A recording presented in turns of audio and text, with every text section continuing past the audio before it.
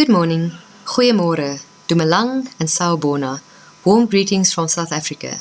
My name is Anri Human and I will be presenting a systematic review on inspiratory muscle training for children and adolescents with neuromuscular diseases or NMDs.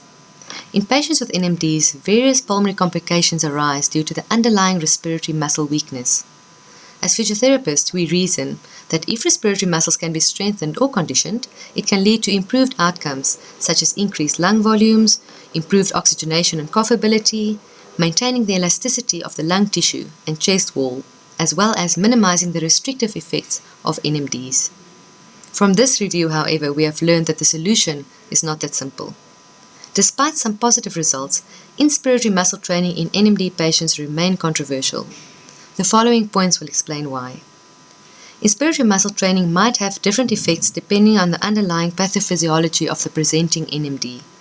For those patients with muscle pathology, such as your dystrophinopathies, the risk of damage to the muscle fibers during training is higher. Furthermore, the protective mechanism of nitric oxide in an exercising muscle might be defective in patients with Duchenne muscular dystrophy, which may increase the risk for muscle damage during training. Studies included in this review reported no statistically significant change in pulmonary functions such as vital capacity or forced vital capacity. If inspiratory muscle strength and vital capacity are still within normal ranges, a statistically significant change in muscle strength might not cause a change in lung volumes due to the sigmoid shape of the pressure volume curve. Therefore, even if there is a change in inspiratory muscle strength, also expressed as PI max or MIP, it might not translate into a change in lung volumes. Some researchers also caution that an improvement in respiratory muscle strength, such as PI max, could also be caused by a learning effect, meaning an improved ability to perform breathing maneuvers rather than a true strength improvement, especially when participants use threshold devices. Inspiratory muscle strength tests are also usually performed with a mouthpiece. Many patients with NMDs present with decreased oral control. Therefore, some of the tests for inspiratory muscle strength might not be as valid and reliable.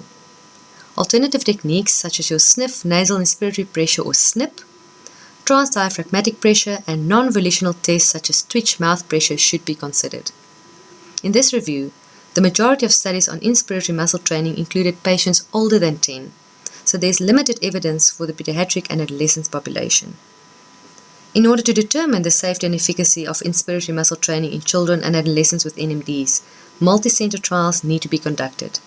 If anyone might be interested in collaborative efforts, you are welcome to contact me. Please also note that this review has been published in Neuromuscular Disorders this year, Volume 27. Thank you, baie dankie, kia leboga, and giabonga.